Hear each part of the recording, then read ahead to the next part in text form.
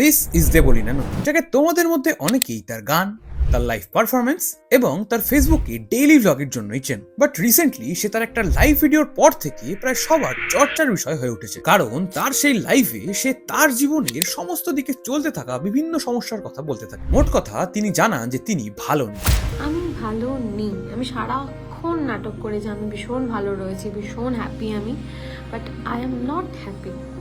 আমি হ্যাপি থাকার ভান করি।